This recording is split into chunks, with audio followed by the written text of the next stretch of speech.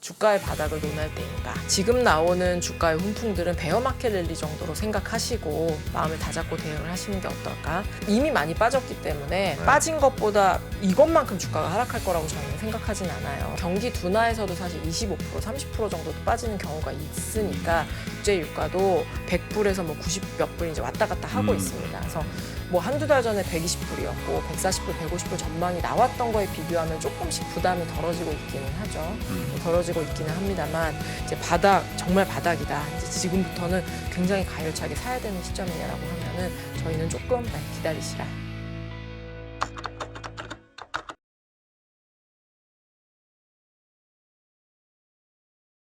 자, 그리고 다른 매체에 또 거의 안 나오시는 우리 김효진 연구위원님 모시도록 하겠습니다. 어서 오십시오. 네, 안녕하세요. KB증권 김효진입니다. 네, 고맙습니다. 네. 거의가 아니라 전무하신 것 같은데? 저희 자사 채널에 그거는 뭐 직장인이니까 당연한 거죠. 다른 데는 제가 여력이 없어가지고 네. 못하고 옛날에 제가 케이블 방송할 때, 경제 방송할 때 네. 그때 단글이셨는데. 다른 데는 뭐 나갈 필요가 없죠. 뭐. 네. 네, 앞으로 최선을 다하겠습니다. 아, 잠깐 약간 이게 좀 갑질 같이 느껴지나? 이 멘트가 좀 그랬었나요? 왜? 한번 조금만 더 끌고 가볼까요? 아니, 다른 데 나갈 필요 없으시죠? 뭐 요 정도가 혹시 다른 데 나가지 말라는 얘기처럼 혹시 들리셨을까요? 정프로 많이 약해졌구나. 그건 아니겠죠. 네. 그럼 정프. 나가지 마. 알겠습니다. 네, 3% 함께 해주세요. 네, 알겠습니다. 자, 오늘은 어떤 이야기 좀 해주십니까? 네, 한 지난주 후반부터 증시에 이제 조금씩 훈풍이 불고 있어요. 이제 모든 게 이제 뭐가 나아진 건 없습니다. 그런데 조금 여름에 이제 그 베어마켓 랠리를 기대하는 시각들도 조금 나타나고 있고 저희 회사에서도 저희 동료들은 뭔가 상황이 굉장히 개선된 거는 없다 아직. 네. 없고 이후에 추가 하락이 좀 불가피하지만 지금 모든 게 이제 최악을 조금씩 하나씩 이제 벗겨 나가면서 베어마켓 랠리가 좀 8월 정도에 가능하지 않겠느냐라는 기대들을 하고 있어요. 네. 근데 이제 방점은 여기서 사람이 참 주가 지수에 민감합니다. 어떻게 말하면 취약하다라고도 할 수 있을 것 같아요. 저도 마찬가지인 것 네네. 같거든요. 그래서 여기 주가 지수가 조금씩 올라가면은 이제 반등인가? 이제 고생 끝인가? 라는 생각을 하게 되죠. 그리고 네네. 이제 팬데믹 이후에 나타났던 흐름들 중에서 저도 뭐 그런 이야기 많이 드렸지만 뭐 이런 경험은 처음이에요. 이건 뭐 지난 뭐 30년 동안 없었습니다. 뭐 40년 동안 없었습니다. 처음 우리가 경험합니다. 이런 네. 게 이제 워낙 많다 보니 이게 뭔가 굉장히 급격하게 하락한 이후에 또 이렇게 급격하게 또 상승할 수 있지 않을까? 좀 기대를 할 만한 마음들이 좀 생기실 것 같아요. 네. 그래서 그때마다 마음을 다잡아 드리는 차트를 하나씩 좀 보여드리려고 하는데 네. 이게 뭐 더 하락할 겁니다. 뭐 지하실이 있습니다. 이런 이야기가 아니라 정말 반등을 위해서는 조금은 더 시간이 좀 필요하다라는 이야기예요. 첫 번째 차트를 좀 먼저 한번 봐주시겠어요? 네. 저 차트에서 저 빨간색 선으로 되어 있는 게 이제 글로벌 경기 선행 지수이고요. 회색으로 이렇게 막대기로 칠해 놓은 곳들이 이제 경기 침체 기간입니다. 저 남색 선이 뭐냐면 주가의 최대 하락 폭이에요. 네. 최대 그래서- 하락폭 예, 그래서 이 주가가 이때 뭐 2001년도에 한 50% 정도 빠졌고 뭐를 2008년도에도 전고점 대비해요? 네, 예, 전고점 대비해서 네. 50% 정도 빠졌고 이제 그런 거를 나타내는 건데 이게 이제 월 평균이니까 훨씬 이제 순간적으로 하면 훨씬 더 많이 빠진 거죠. 그러면 지금도 월 평균으로만 봐도 한 20% 정도 빠졌습니다. 팬데믹보다 좀 더 빠졌더라고요. 평균으로 보면은.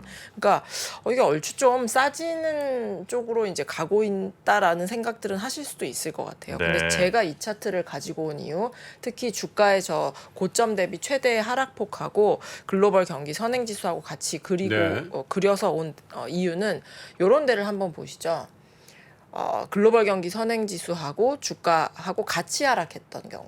그리고 굉장히 한 20-30% 많이 하락했던 경우 보면 반등할 때 보면은 경기의 반등도 같이 나올 때 주가가 정말로 제대로 반등할 수 있습니다.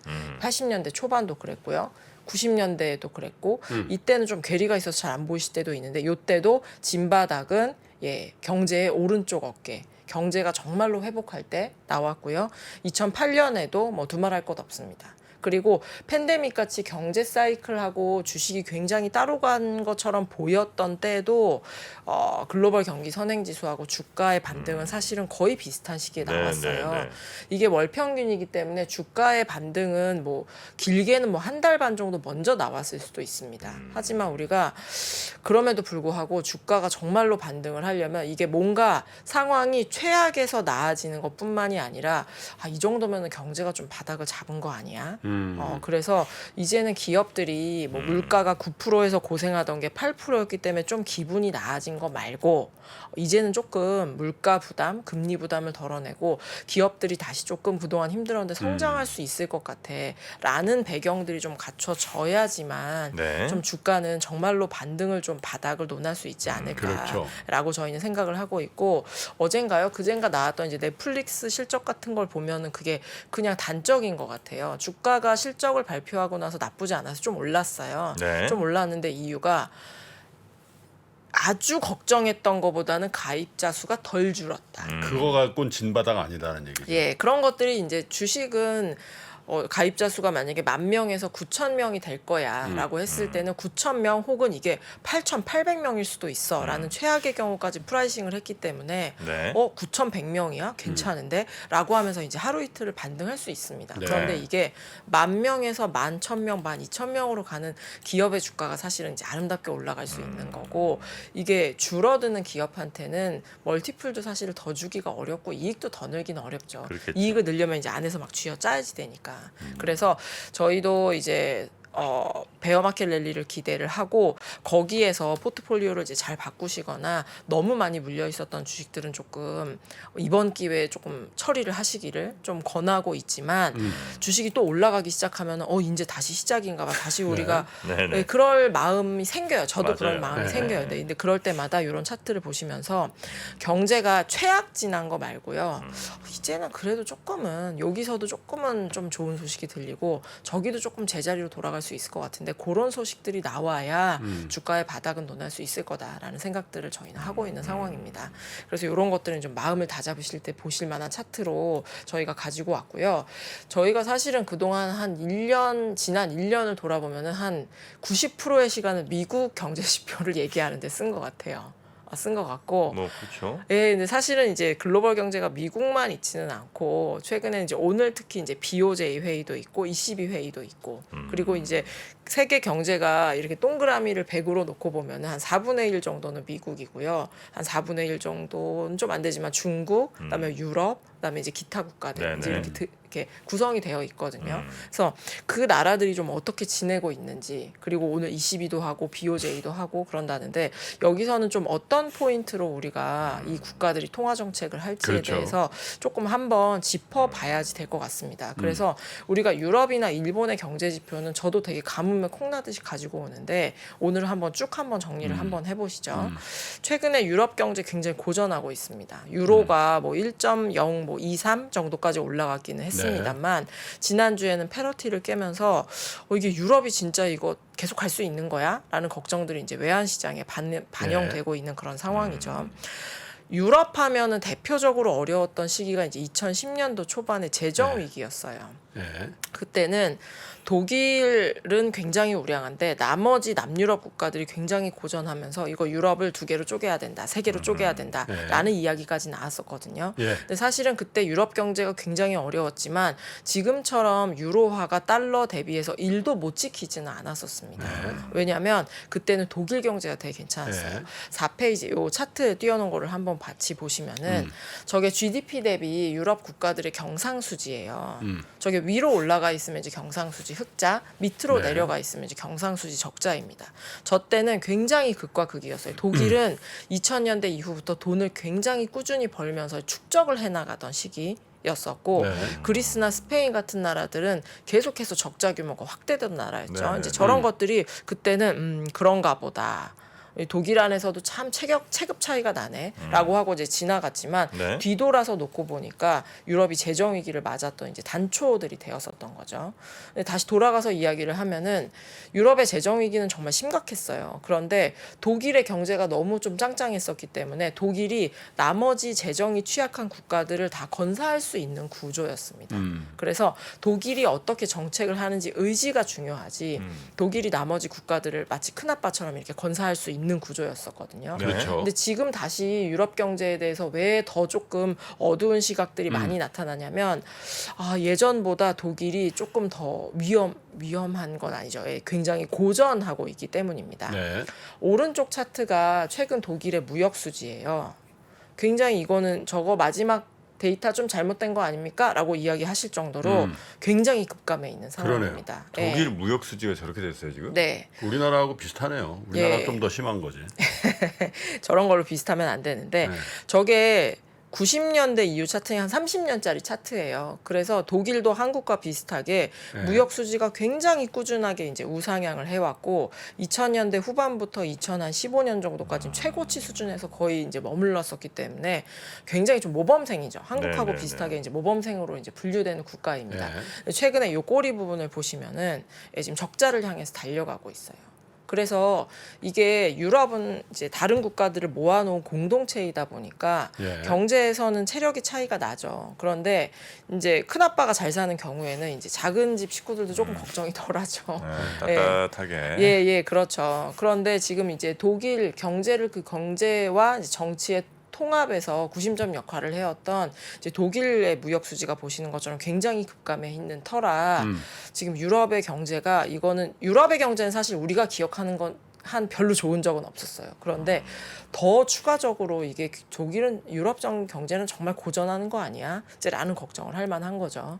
지금 이제 그저께 러시아에서 정기 점검이 끝나고 나면은 밸브를 우리가 다시 열긴 열 거야. 그런데 터빈 같은 부품이 제때 안 오면은 우리도 이제 공급량, 가스 공급량을 그렇게 많이는 못할 거야라고 하면서 약간 밀당을 하고 있습니다. 최악은 조금씩 벗어나고 있는 것 같아요. 최악은 이제 우리 밸브 안 열어. 너네가 잘못해서 그런 거 우리를 어쩌라는 거야 이제 라는 식이었었으니까 네. 밀당을 할 준비가 되어 있다라는 점에서 최악은 좀 지난 것 같지만 만만치가 않죠. 2페이지 왼쪽 차트에서 보시는 것처럼 이게 유럽의 국가별 러시아산의 천연가스 의존도입니다. 독일이 65%예요. 저 국가별로 되게 차이가 있는데 2012년도에는 아까 제가 단적으로 이제 경상수지만 보여드렸지만 유럽 재정위가 나왔을 때는 뭐 실업률을 봐도 뭐 경상수지를 봐도 성장률을 봐도 독일하고 일부 국가 굉장히 우량했었거든요. 그런데 지금은 독일에서 수입하는 전체 천연가스 중에서 러시아에서 들어오는 게 65%나 됩니다. 만만치가 않죠. 그래서 지금 에너지도 굉장히 많이 비축을 하려 있고 원전도 재가동을 지금 점검을 하고 있는 네. 상황이지만 이 에너지라는 게 천연가스 가격이 올랐다고 갑자기 뭐 원전을 돌리거나 갑자기 막 석유를 떼거나 할 수가 그러기에는 없죠. 없는 네. 상황입니다. 그래서 유럽 경제는 되게 고전을 할 수 있는 상황들이고 유럽 경제 어려운 거는 이제 하루 이틀의 문제는 아닙니다. 저희가 올해 전쟁 이후에 계속해서 이야기를 해왔기 때문에 하지만 이제 앞서 말씀드렸던 경제가 주가에 정말 바닥을 논하려면은 경제도 이제는 바닥에 다다르고 있습니다. 마이너스 성장 뭐 한 분기 두 분기 더 될 수 있지만 최악은 좀 지난 것 같아요라는 판단이 서야 되는데 네. 유럽은 지금 경제가 계속해서 아래 방향으로 흘러가고 있다라는 점 저런 것도 미국이 갑자기 경제가 좋아진다고 글로벌 경제를 위로 막 잡아당길 수 있는 건 아니잖아요.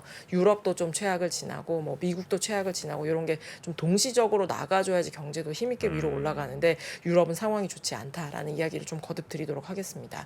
그래서 최근에 유럽의 경제를 다른 국가하고 비교를 해보면 생산에서 기스가 좀 나고 있어요. 이제 보고 계시는 차트는 네. 국가별 산업 생산을 이제 전년 동월비 이런 거 말고 전체량을 이제 지수화해서 나타난 겁니다. 저 맨 위에 좀 부럽게 올라와 있는 선이 대만의 산업 생산. 대만은 여전히 조금 생산들이 팡팡팡팡 돌아가고 수출도 굉장히 잘하고 있는 상황이고요. 대만만치는 못하지만 다른 나라보다도 훨씬 더 착실하게 성장하고 있는 한국이네요. 나라가 한국입니다. 네. 예. 한국만 해도 사실은 경제가 우리가 좋다고 얘기 안 하죠. 주가를 빼놓는다고 하더라도 한국 경제가 이제 좀 어려워질 것 같아라는 이야기들을 하는데 이제 한국만 해도 저 정도의 이제 각도로 성장을 하고 있습니다. 빨간색 선으로 되어 있는 게 독일의 산업 생산이에요. 팬데믹 이후에는 굉장히 가파르게 올라왔는데 지금 2019년보다도 생산이 적은 양으로 되고 있고 일본 수준이네. 팬데믹 이후로도 생산이 좋지 않습니다. 일본하고 거의 비슷한데. 예, 비슷하죠. 일본이 조금 더 상황이 안 좋기는 합니다만. 그래서 팬데믹 이후로 국가를 요거 좀 다른 얘기인데 좀 이렇게 펼쳐놓고 보면은 크게는 이제 3가지 정도 분류로 나눠지는 것 같아요. 대만이나 중국처럼 생산이 완전히 레벨업한 국가들, 그리고 한국처럼 이전 추세대로 성장하는 국가들, 그리고 아예 좀 무너진 국가들 이렇게 나눌 수가 있는데 이렇게 순서대로 이렇게 지금 국가별로는 지금 위치를 해 있는 상황입니다. 2015년 기준으로 네, 그 나라가 100을 각각 어떻게 했는가. 네네네. 네. 이렇게 놓고 봤을 때는 유럽의 경제가 확실히 조금 좀 많이 안 좋네. 대만은 부럽죠. 이렇게 잘 나가요? 예, 반도체 위주로 되어 있어서 그게 나라가 이제 반도체가 좋으냐 나쁘냐에 따라서 이렇게 좀 휘청휘청하기는 합니다만 이런 때 확 이렇게 일어나는 네, 거 보면 좀 네. 부럽긴 하죠. 예. 네. 그래서 이제 유럽의 이야기를 좀 드렸고요. 이제 오늘 밤에 이제 ECB가 예정이 되어 있는데 25bp 금리 인상에 금융시장은 무게를 두고 있어요. 이제 원래는 50bp 금리 인상 얘기도 있었어요. 네. 그리고 유럽의 이제 ECB의 위원들 몇 분도 이거 지난달에 올렸어야 되는데 전쟁 때문에 못 올렸으니까 이번 달에 조금 우리도 50bp 올리면 어떨까요라는 논의는 있었던 것 같아요. 그런데 보고 계시는 산업 생산의 지수가 밑으로 내려간다라는 거는 뭐 전년 대비 못해요. 그 전해만은 아니네요가 아니라 전체적으로 줄어들고 있는 거예요. 이미 위축되고 있다는 겁니다. 계속 마이너스가 찍힌다라는 얘기거든요. 그래서 이제 저런 거를 보면서 50bp 금리 인상을 하기에는 조금 이제 버겁죠. 그래서 오늘 이제 금리를 인상하고 이러면서 유로화도 페러트 위로 올라갔지만 다시 이제 깨질 수 있다라고 저희 이제 생각을 하고 있는 상황입니다. 네. 그러면 이어서 유럽을 조금 개괄적으로 좀 살펴봤다라고 한다면은 일본을 조금 한번 돌아보죠. 제가 최근에는 특히 환율 외환 시장이 조금 어지럽다 보니까 유럽은 우리가 아무리 봐도 어려운 것 같다. 유럽 말고 일본에서 좀 통화 정책의 변화가 나올 가능성은 있지 않냐라는 이야기 질문들을 좀 받아요. 그리고 일본에서도 이제 금정위원들이 있고 이제 심사위원 분들이 계신데 그동안은 완화 일변도 완화를 굉장히 지지하는 분들이 BOJ를 많이 구성하고 있었어요. 근데 최근에 몇 분 중에서는 이게 우리가 돈을 계속 푸는 게 좋은지 모르겠다. 이게 좀 부작용들이 쌓이고 있는 거 아니야? 라는 의견들을 좀 나타냈던 분들이 이제 BOJ에 합류를 하면서 네. 통화 정책에도 좀 변화가 있지 않을까라는 이런 시각들이 있습니다. 그래서 그런 분위기의 변화는 있는데 제가 볼 때 BOJ는 당분간 완화를 계속할 가능성이 저는 높은 것 같아요. 왜 그렇게 생각하는지를 좀 말씀드릴게요. 네. 정프로님 오늘도 질문 하나 제가 드려도 될까요? 아유, 좋습니다. 환율이 약세일 때는 누가 좋나요? 환율? 네. 원화가 원화가 약세일 때 네, 누가 좋죠? 원화 약세면 우리나라 수출 기업. 맞습니다. 네. 수출 기업이 좋고 해외에서 벌어들인 소득을 가지고 올 때 좋죠. 그렇습니다. 네, 그리고 불리한 거는 누구죠? 불리한 건 네. 이제 원자재 수입하는데. 맞습니다. 네. 네, 수입하는 곳 안 좋고 정프로 안 소비자. 좋고요. 네, 정프로님 안 좋고 네. 소비자도 사실 안 좋죠. 물가 많이 올라가니까. 예, 물가 많이 올라가니까 네. 안 좋죠. 정확히 말씀해 주셨네요. 고맙습니다. 네. 그러면은 이제 국가들이 뭔가를 선택할 때는 그 국가에 조금은 유리한 정책들을 선택을 하게 되죠. 그렇겠죠. 특히 환율 같은 경우에는 맞먹는다고 하면 약세로 할 수 있고 맞먹는다고 강세를 할 수는 없지만 굳이 득과실을 살펴보자면은 지금 일본의 엔화는 소비자하고 수입하는 사람한테 부담이에요. 불리해요. 네네. 그런데 수출을 하거나 해외에서 벌어들인 기업의 이익을 갖고 올 때는 유리합니다. 그러면 일본이 지금까지 어떻게 성장을 해왔는지를 보면은 일본한테 뭐가 유리한지를 알 수가 있겠네요. 네. 네. 일본의 전체 GDP에서 60% 좀 안 돼, 한 55% 정도가 소비예요. 비중만 놓고 보면은 전체 GDP에서 55%나 소비가 차지하는데 엔화 약세는 소비에 불리하니까 이거 안 할 거예요. 통화 정책 바꿀 거예요라고 이야기할 수도 있겠죠. 네. 근데 지금까지 성장을 해온 거를 보면은 아닐 수도 있겠다라는 생각이 드실 수도 있을 것 같아요. 차트를 한번 보시죠. 네. 짠 거 아닙니다. 에? 아유 새벽에 에이. 또 뭐 아. 새벽에 뭐 카톡해갖고 서로 또 뭐 이렇게 했다는 의혹들이 많은데 너무 티나 너무 티나. 아니 이게 뭐 짜야 알 수 있는 문제는 아니잖아요. 이 정도는 정프로인데. 제가 다음 주에는 그럼 못 맞추실 만한 질문을 하나 좋습니다. 가지고 새벽에 올게요. 톡은 주지 마시고. 죄송해요. 예, 그럼 다시 차트로 돌아오셔서 지금 일본 경제 진지하게 일본 경제 얘기하는데 심각합니다. 차트를 한번 다시 보시면은 요 선이 많은데 둘 중에 어떤 거를 보셔도 돼요. 그러면 이제 파란색 막대기를 한번 보실까요? 1994년 되게 오래됐네요. 거의 30년 정도의 시간 동안에 일본의 소비는 연간 1% 성장을 못했어요. 그러니까 저건 연평균 성장률이에요. 와. 2010년도 이후로 하면은 연평균 0.4%밖에 성장을 못해요. 아이고야. 예, 그러니까 소비가 중요하죠. 일본 분들이 돈 많이 벌으셔가지고 많이 쓰면 좋겠지만 저거는 이제 불황 이후에 소비는 조금 제껴놓고 볼 수밖에 없는 부분들이 됐습니다. 이 설비 투자 같은 거 보면 정말 일본이 장기 불황이라는 얘기가 가짜가 아닌가 보네라는 생각을 하실 수 있게 30년 동안 설비 투자가 매년 마이너스예요. 매년 마이너스였었고 정부 지출은 사실은 성장에 넣으면 반칙이죠. 근데 소비보다 정부 지출이 더 성장에 플러스 기여를 할 정도로 정부가 어느 정도 돈을 써주지 않으면 일본 경제는 좀 많이 어렵습니다. 네네. 그러면 유일하게 돈을 자생적으로, 그러니까 돈을 정부 지출 말고 벌어오는 분야들이 무엇이냐? 수출하고 순해외 소득, 기업이 해외에서 벌어온 거를 가지고 온 부분들입니다.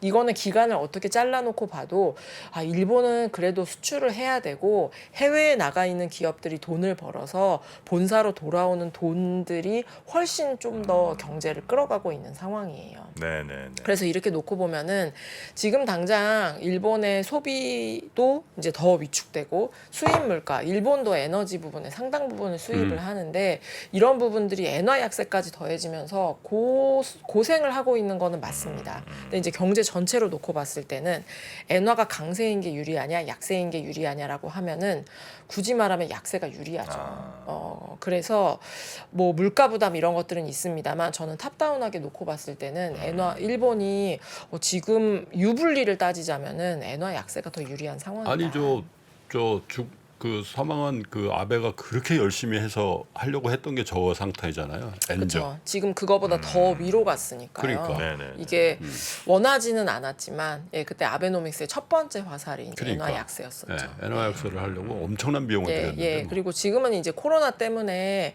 완전 이렇게 접목되는 건 아닌 것 같은데 그때 네. 여행도 되게 정말 많이 들었어요. 일본으로 관광객도 정말 많이 갔었거든요. 그렇죠. 예, 그때 맞아요. 이제 뭐 일본 많은 분들 다녀오셨을 것 같고 네. 중국인 요우커 분들이 네. 이제 중국에 우리나라 많이- 역전된 거죠 그때. 예, 그때 역전됐었죠. 그때 역전됐죠. 그래서 일본에 가신 분들은 그때 정말 활기가 막 있었던 걸로 아마 기억을 하실 겁니다. 맞아요. 그래서 다시 돌아오면은 지금 일본은행이 어떤 거를 굳이 경제 성장을 만약에 주 목표로 한다면 어떤 거를 타겟팅해야 되냐라고 하면 엔화 약세를 그렇게 뿌리칠 가능성은 저는 높지 않다라는 거고 아까 설비 투자 그림도 보여드렸지만 일본은 기계가 강하잖아요. 그래서 그렇죠. 일본의 경제 데이터가 여러 가지 있지만 일본의 GDP 성장률 이런 건 사실 저도 못 외우는데 일본에다가 사람들이 기계 주문을 많이 넣고 있는지 적게 넣고 있는지는 저도 가끔 체크를 합니다. 저거는 사실 일본 경제에 해당하는 게 아니라 글로벌 기업들이 설비 투자를 할 준비를 하고 있는지 안 하고 있는지에 대한 지표거든요. 그러면 이제 파란색 선부터 보실까요? 범례가 빠졌네요. 파란색 선이 해외에서 일본에다가 기계 주문 넣은 겁니다. 지금 뭐 조금 꼬리가 줄었네 말았네는 하지만 지금 최고치 수준이에요. 그러네요. 그래서 이제 글로벌 기업들은 팬데믹 이후에 병목 현상 때문에 너무 고생을 많이 했잖아요. 네. 그래서 설비 투자를 하려고 기술력이 뛰어난 일본에다가 기계 주문을 계속해서 넣고 있습니다. 게다가 밑에 주황색 선은 뭐냐면 일본의 자국의 기업들이 기계 주문을 넣은 거예요. 갭이 되게 크죠. 지금 거의 1대1 정도 되거든요. 그러니까 2배예요. 해외에서 일본에다가 기계 주문을 넣은 것이 저거를 보고 어떤 걸 깨달을 수 있냐면 일본의 설비 투자는 굉장히 침체되어 있어요. 그래서 일본의 기계를 주로 산업으로 하는 기업들 같은 경우에는 해외에서의 주문이 매출로만 따져도 2배가 더 중요합니다. 그런데 환율이 N이 이제 110에서 140이 1년 안에 됐단 말이죠. 네. 그러면은 퉁쳐서 한 5% 정도는 싸졌잖아요. 그러면 물론 설비 투자가 투자의 결정이 먼저가 되어야 되기 때문에 야 엔화가 되게 싸니까 우리 별로 안 필요해도 한 대 더 주문할까? 그렇진 않죠. 정말 투자가 필요할 때만 기계 주문을 넣습니다만 기계 주문을 해야 된다. 우리 설비 투자 기업이 어렵긴 하지만 병목 현상 때문에 더 이상 못 살겠다. 좀 장기적으로 보고 우리 이익이 안 좋지만 투자를 하자라는 지금 채비들을 기업들이 하고 있는데 네. 그렇다면 어느 국가에 발주를 넣을 거냐. 기술력도 그래도 좋고 그리고 가격도 메리트가 확 생긴 이런 일본에 좀 넣을 가능성들이 높지 않나라는 생각들을 합니다. 네. 그래서 이제 이런 것들을 놓고 봐도 뭐 환율이 저렇게 급변동하면 사실은 부작용들이 있어요. 부작용들이 있지만 지금은 마이너스보다는 플러스가 조금 많은 상황이 아닌가 이제라는 생각들을 해봅니다. 게다가 이제 이 마지막 차트인데 마지막에 이런 거를 좀 말씀드려야지 될 것 같아요. 최근에 일본의 소비자 물가가 전년 동월 비해서 2.4%가 됐어요. 근원 물가도 마이너스를 굉장히 오랜 기간 동안 머물렀었는데 플러스 이제 1% 가까이 올라갔습니다. 그러면 일본은 물가가 마이너스일 때도 굉장히 많다 보니 최근에 물가가 막 상승하는 걸 보면서 이거 BOJ가 결국은 돈을 그만 푸는 거 아니야? 라는 생각들을 할 만한 네. 타이밍인 것 같아요. 그런데 일본은 제가 아까 차트도 조금 희한한 차트들을 많이 보여드렸는데 모든 거를 그냥 원지수로 보는 게 판단에 더 유리할 때가 있습니다. 그러니까 우리가 한국의 GDP는 줄어드는 때가 별로 없죠. 그러면 그냥 금액으로 보면 해석이 잘 안 되잖아요. GDP가 뭐 2000조에서 2010조가 됐는데 이게 많이 성장한 건지 적게 성장한 건지 금액을 보면 모르잖아요. 근데 일본은 전체 경제가 거의 성장을 하지 않기 때문에 그냥 금액이나 그냥 지수로 볼 때가 훨씬 깔끔하거든요. 이 보고 계시는 차트는 일본의 근원 소비자 물가의 그냥 지수예요.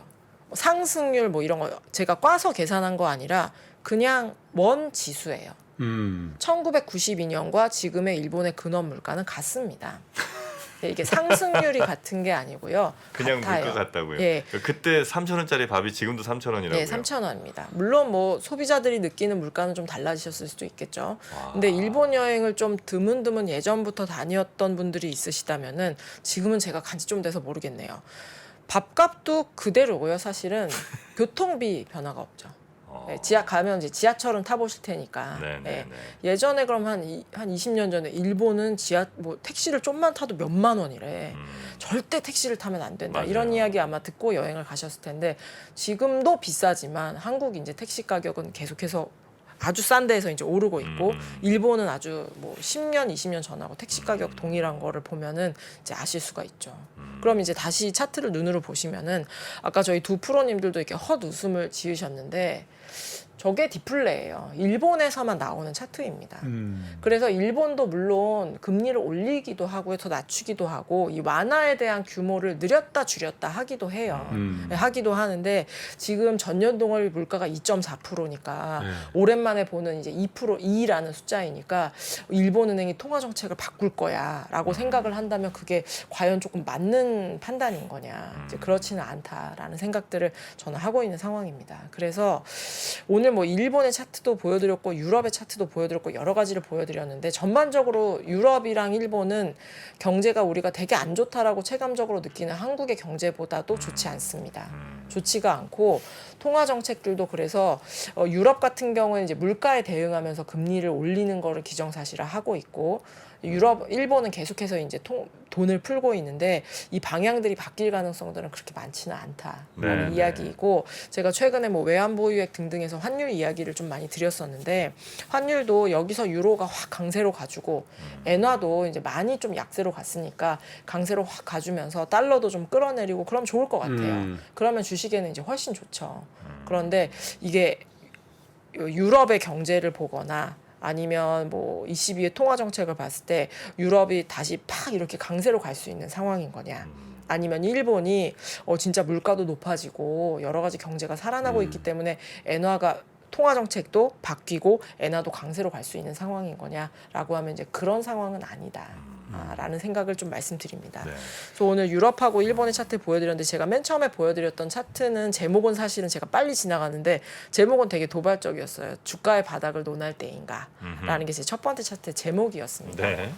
근데 지금 나오는 주가의 훈풍들은 베어마켓 랠리 정도로 생각하시고 마음을 다잡고 대응을 하시는 게 어떨까. 그리고 이게 큰 거 하나 온다 이거죠? 뭐 이렇게 이미 많이 빠졌기 때문에 네. 빠진 것보다 이것만큼 주가가 하락할 거라고 저희는 생각하진 않아요. 네, 또 네, 이번에 저희 경기 침체 전망을 합니다만 마일드한 폭이 작은 경기 침체를 예상하기 때문에 예전처럼 막 주가가 막 토탈해서 막 50% 빠지고 그런 그림을 근데 왜 그리고 있지는 바닥을 논할 않습니다. 때인가라고 제목을 뽑으셨어요? 바닥을 논할 때다라고 하시지. 아, 때는 아니라고 생각해서. 아, 근데 전저점 안 뚫는다며. 아, 전저점 이제 더 아래로 내려갈 거라고 저희는 생각해요. 아, 그래요? 예. 아, 그러니까 이제 지금 한 30% 빠진 것만큼 30% 추가 빠진 건 예, 아니지만 더 빠지는 거는 아, 그렇게. 아니지만 예, 더 10 빠지는 몇 건 프로 아니지만 정도 이 정도는 네, 뭐 네, 갈수 네. 있죠. 경기 침체가 마일드한데? 저희는 지금 일단 아주 가볍게 빠졌을 때가 경기 둔화에서도 사실 25%, 30% 정도도 빠지는 경우가 있으니까 지금 사실 주식이 경기 둔화에서 경기 침체로 조금씩 더 반영을 하고 있는 거지 경기 침체를 오롯이 반영했다라고 반영을 안 했다. 예, 라고 저희 생각을 하고 있어요. 그래서 요 여름에 미국의 휘발유 가격도 사실은 좀 하락을 했고요. 국제 유가도 좀 사우디랑 이렇게 협상이 잘 되지는 않았습니다만 다시 110불 이렇게 뚫고 올라가진 않았고 지금 100불에서 뭐 90 몇 불 이제 왔다 갔다 하고 있습니다. 그래서 뭐 한두 달 전에 120불이었고 140불, 150불 전망이 나왔던 거에 비교하면 조금씩 부담이 덜어지고 있기는 하죠. 덜어지고 있기는 합니다만 이제 정말 바닥이다. 이제 지금부터는 굉장히 가열차게 사야 되는 시점이냐라고 하면은 저희는 조금 기다리시라. 환율도 더 열려 있다고 있습니다. 보시나요? 저희는 환율 열려 있다라고 생각을 해요.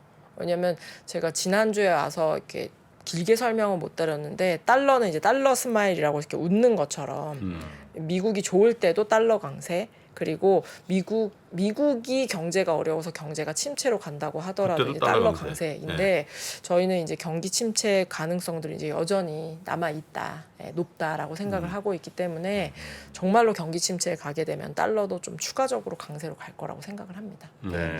그래서 이번에 이제 옐런 재무부 장관도 방한을 해서 뭐 통화 수합과 관련돼서 굉장히 뭐 표면적으로 이야기는 하지는 않았지만 조금 더 그래도 긴밀히 해보자라는 이야기를 했잖아요. 그래서 그러면서 원달러 환율도 추가 상승하기보다는 1,300원대 초반으로 다시 내려왔는데 여기서 환율도 마찬가지인 것 같아요. 제가 아까 경제랑 환율이나 주식을 계속 이제 빗대어서 말씀을 드리는데 원달러가 좀 다시 1,200원대 그리고 쭉쭉쭉쭉 내려가려면 네.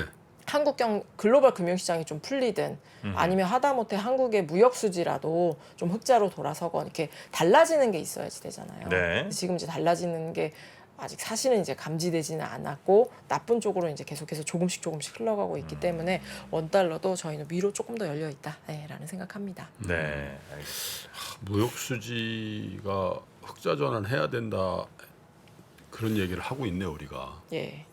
하고 그건 있고 당연한 거였는데 그죠? 아, 무역수지 네, 흑자. 너무 당연한 거였죠. 그리고 오늘 이제 20일까지 20일 거 나오죠 오늘. 예, 오늘 좀 있으면 나올 것 20일 같은데. 예, 나오는데 수출입이 나오는데 아마 이제 흑자 규모 자체는 조금 줄었을 거라고 저희가 적자 규모. 기대는 적자 규모, 적자 규모. 하도 무역 수지는 흑자가 당연해서 입에 무역 수지 흑자가 그냥 세트였죠. 예. 무역 수지 적자 규모가 조금 줄어서 나오지는 않을까라고 기대를 기대를 하고 해보신다. 있습니다만. 네.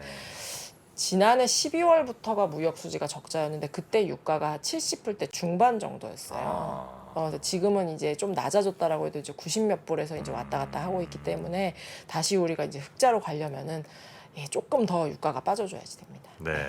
알겠습니다. 자, 오늘도 아주 네.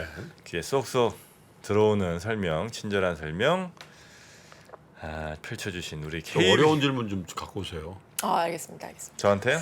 마음 상했어요. 제가 좀 노선을 바꿔서 김프로님한테 질문 드려야지 돼요. 네. 그거는 사양합니다. 아 그래요? 제가 어디 구석에서 희한한 걸 찾아가지고 그러니까 그럴 것 같아서. 여쭤봐야 되겠네요. 아니 정프로는 못 맞히는 게 좋고 나는 못 맞추면 폭망인데. 네. 제가 톡 한번 드리겠습니다. 네. 자, 오늘도 저희와 함께 해주신 KB증권의 김효진 연구위원님 대단히 고맙습니다. 네, 감사합니다. 감사합니다. 전자신문과 3프로TV가 투자에 대한 고민을 중동학개론이 끝난 지 벌써 2개월.